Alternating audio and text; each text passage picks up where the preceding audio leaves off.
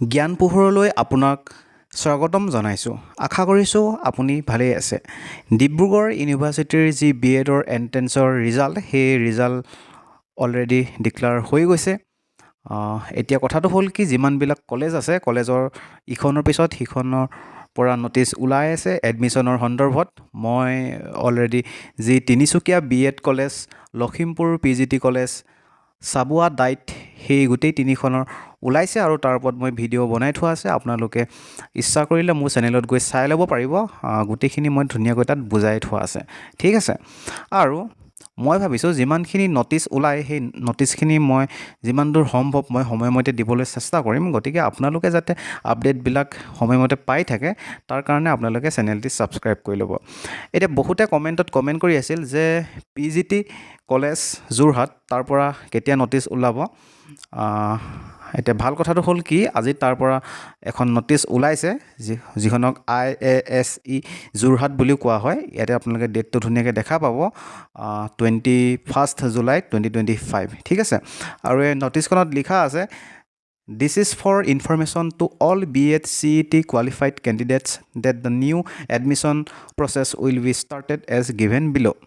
আপোনালোকৰ যি 23 তাৰিখ 7 মাহ 2025 পৰা 25/7/2025 ভিতৰত ফৰ্মবিলাক দিব, আৰু ফৰ্মবিলাক আপোনালোকে অফলাইন গৈ তাৰ পৰা কালেক্ট কৰিব লাগিব।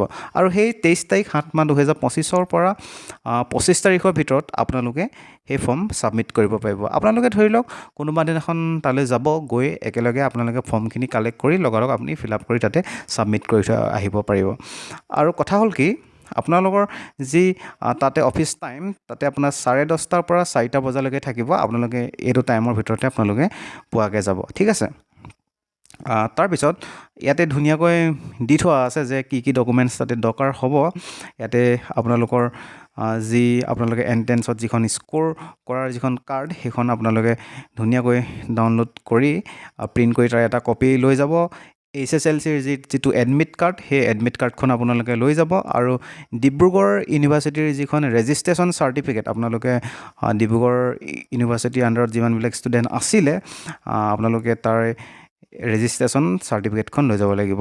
আৰু আপোনালোকৰ যি HSLCৰ পৰা আৰম্ভ কৰি আপোনালোকৰ যিমানখিনি মাৰ্কশ্বিট আছে, প্ৰত্যেকটো ছেমিষ্টাৰৰ সেই মাৰ্কশ্বিটখিনি আপোনালোকে ধুনীয়াকৈ লৈ যাব, ঠিক আছে। আৰু আপোনালোকৰ এখন পাছপৰ্ট চাইজ ফটো লাগিব, আৰু কাষ্ট চাৰ্টিফিকেট যদি আপোনালোকৰ আছে আপোনালোকে লৈ যাব। আৰু মানে যোন আপোনালোক EWSত পৰে, আপোনালোকে সেই চাৰ্টিফিকেটখন লৈ যাব লাগিব, ঠিক আছে।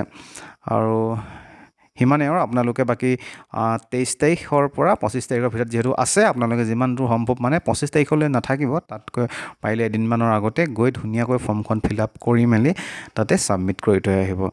বাকী আশা কৰিছোঁ আপোনালোক সকলোৱে যাতে এডমিশ্যন হৈ যায়, আপোনালোকে পঢ়িবলৈ পায়।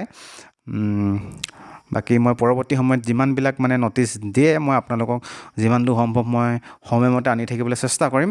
আপোনালোকেও যাতে এইবিলাক মানে ন'টিচখিনি যিহেতু মানে টাইমমতে পাই থাকে, তাৰ কাৰণে আপোনালোকে বেল আইকনটো আপোনালোকে টিপি থ'ব। কাৰণ আপোনালোকে এই মানে সময়খিনিত মানে আপোনালোকে কিবা এখনো যদি ন'টিচ মিছ কৰে ন, আপোনালোকে মানে বহুত মানে পিছত দিগদাৰ হ'ব। গতিকে আপোনালোকে সেইটো আপোনালোকে কৰি থ'ব। বাকী ইমানেই আৰু, ধন্যবাদ।